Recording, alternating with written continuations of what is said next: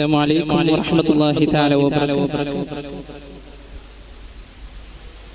പ്രയാസങ്ങളുടെയും ദുരിതങ്ങളുടെയും ഭാരം താണ്ടി എത്രയോ ജീവിതങ്ങൾ നമുക്ക് മുന്നിലൂടെ കടന്നുപോയിട്ടുണ്ട്. എന്നാൽ അവരുടെയൊക്കെ ഉള്ളിന്റെ ഉള്ളിൽ ഒരു പ്രതീക്ഷയുടെ കിരണങ്ങളുമായിട്ട് ചില കരങ്ങൾ അവരുടെ ജീവിതങ്ങളിലേക്ക് കടന്നു വന്നതായിട്ട് നമുക്ക് കാണാം. ചിലരുടെ ഉമ്മറപ്പടിയായി, ചിലർക്ക് ആശ്വാസമായി ജീവിതത്തെ മുന്നോട്ട് നയിക്കുന്ന മനുഷ്യ ജീവിതങ്ങളെ കവിയുടെ മനുഷ്യ ഹൃദയങ്ങൾക്ക് വേണ്ടി ദുരിതമനുഭവിക്കുന്ന ഹൃത്തിന് വേണ്ടി സമർപ്പിക്കുകയാണ്. ഉള്ളിന്റെ ആളെ പിറന്നിട്ട ഭൂമിയിൽ തുറന്നിട്ട നാളുകൾ ഇത് നൃത്തമാടവേ തെളിഞ്ഞ് തീർക്കുന്ന മർമരങ്ങൾ മനുഷ്യഹൃത്തിൽ കുറിച്ചിട്ട ഞാനിന് ഇതിമൃത്തമാകവേ പടരുന്ന ഭീതിയിൽ പിളർക്കും തുടിർപ്പുകൾ. മനുഷ്യൻ ഈ ഭൂമി ലോകത്തേക്ക് പിറവി കൊള്ളുന്നതിന് മുമ്പ് തന്നെ, പിറവി കൊള്ളുന്നതിന് ശേഷം അവന് പ്രതീക്ഷയുടെ വാതായനങ്ങൾ തുറന്നു കൊടുക്കുന്ന ഒരു രീതി നമുക്ക് പലപ്പോഴും ദൈവം അങ്ങനെയാണ് മനുഷ്യനെ സൃഷ്ടിച്ചത്. മനുഷ്യന്റെ എല്ലാ പ്രയാസങ്ങൾക്കും അവർക്കൊരു പ്രതീക്ഷയുടെ കിരണങ്ങൾ അവർക്ക് മുമ്പിൽ തുറന്നു കൊടുക്കുന്നു. ഇനി പടരുന്ന ഭീതിയിലും യുദ്ധമുഖങ്ങളിലും എല്ലാം അവർക്കെല്ലാം ഒരു പ്രതീക്ഷയായിട്ട് അവസാനമായിട്ട് ദൈവം നൽകിയ ഒരു ഉമ്രപ്പടി അവന്റെ ജീവിതത്തിലേക്ക് കടന്നു വരും. ഹൃത്തിൽ പൊതിഞ്ഞിട്ടൊരു സൗഖ്യങ്ങളെ പുൽകാൻ കൊതിപ്പിച്ച നാമ്പു തേടിയതും സർവ്വതും പുൽകിയതും വേറിട്ട ദുനിയാവിൽ വേരുറപ്പിച്ചതും നീ.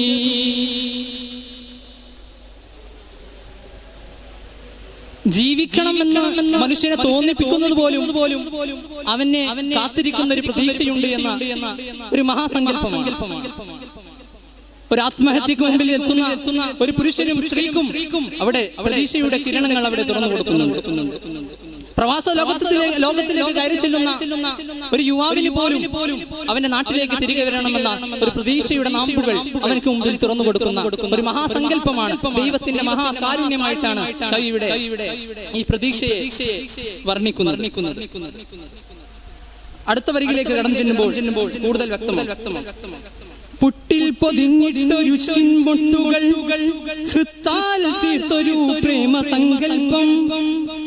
അഥവാ ബഷീറിന്റെ ആനവാരിയും പൊൻകുരിശും എന്ന കഥയില് മണ്ടൻ പോക്കറും അതുപോലെ സൈനബയുടെ പ്രണയം, അത് സാക്ഷാത്കാരത്തിന് മണ്ടൻ പോക്കർ ചെയ്തൊരു പ്രതീക്ഷയുടെ, സൈനബയെ തന്നെ സ്വീകരിക്കുമെന്നൊരു പ്രതീക്ഷയുടെ കിരണം അതെങ്ങനെയായിരുന്നു?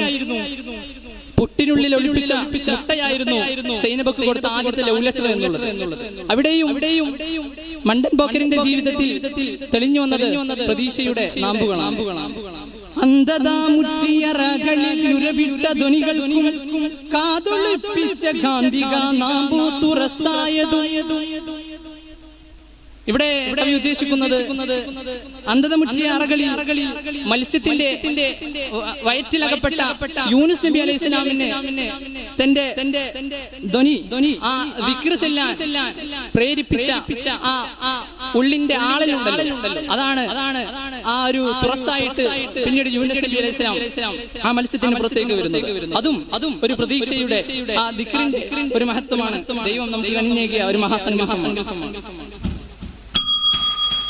പോരാട്ട വീര്യത്തിൽ പിളർക്കും കരത്തിൽ പ്രതീക്ഷ തൻ കിരണങ്ങൾ തുറന്നിട്ടതും നീ.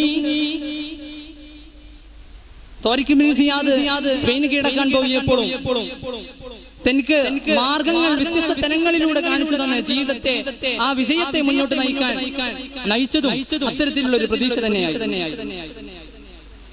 അർപ്പണാശ്വാസമേകിയ പാപികൾക്ക് തളരും കരങ്ങളെ പുൽകിയതും ഉള്ളിന്റെ ഉള്ളിൽ കുറിച്ചിട്ടൊരു മഹബത്തിൻ കോർത്തിണക്കിയ ശിഖിരമോ.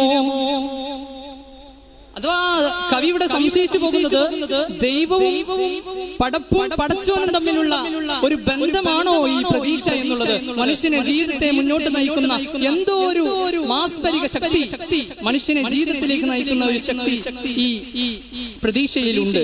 അടരാതെ തളരാതെ തേടുന്ന കരങ്ങളെ തളിർക്കാൻ പുൽകിയ മർമരങ്ങൾ, പ്രതീക്ഷകൾ വറ്റാത്ത നോവുകൾക്ക് തേടിയെത്തും ഭീതിയിൽ കിരണങ്ങൾ. ഫലസ്തീൻ ജനതയുടെ തളരാത്ത ധൈര്യത്തിനും അവരുടെ മുന്നോട്ടുള്ള ഗമനത്തിനും ഏകാശ്രയം എന്നുള്ളത് അത് പടച്ചോനുള്ള തവക്കുലാണ്. ആ പടച്ചോൻ തുറന്നിട്ട് തരുന്ന, തന്നെ മാടി വിളിക്കുന്ന ഉമ്മർപ്പടികൾക്ക് വേണ്ടിയിട്ട് ഫലസ്തീൻ ജനത ഇന്നും പ്രതീക്ഷയർപ്പിച്ച് കാത്തിരിക്കുകയാണ് അള്ളാഹുവിന്റെ ഈ ഭൂമിയിൽ. ഇത്രയും പറഞ്ഞുകൊണ്ട് ഈ ഉള്ളിന്റെ ആളിന്റെ കവിത ഇവിടെ അവസാനിക്കുന്നു. അസ്സലാമു അലൈക്കും.